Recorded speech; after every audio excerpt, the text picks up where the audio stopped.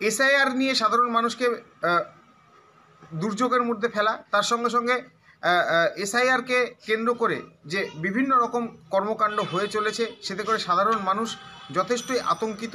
এবার সেই এসআইআরের বিরুদ্ধেই রীতিমতো মহামিছিলের ডাক দিল তৃণমূল কংগ্রেস। তৃণমূলের যুবর রানাঘাট দক্ষিণের সভাপতি মুকুটমণি অধিকারীর নেতৃত্বে এই মিছিল সংগঠিত হয় এবং কল্যাণী স্টেশন থেকে প্রায় পৌরসভা পর্যন্ত এই মিছিল হয়। সেখানে একাধিক মানুষ রীতিমতো কর্মী সমর্থকরা তারা যোগদান করেন।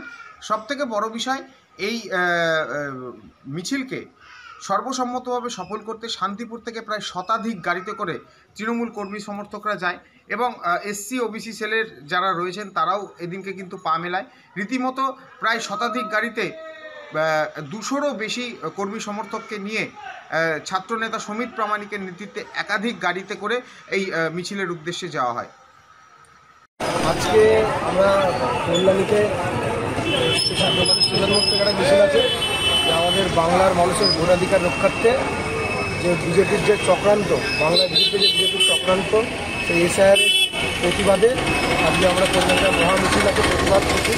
এই প্রতিবাদ মিছিলে যোগদান করতে আমরা শান্তিপুর থেকে পাই 100-এরও বেশি গাড়ি নিয়ে 1000-এর বেশি যুবক আমরা একত্রে সকলে মিলে সেই মহামিছিলে যোগ দেবো। ব্লক এবং শহরের ক্ষেত্রে না, শুধুমাত্র টাউন, শান্তিপুর টাউন, শহরের ক্ষেত্রে শান্তিপুর শহর।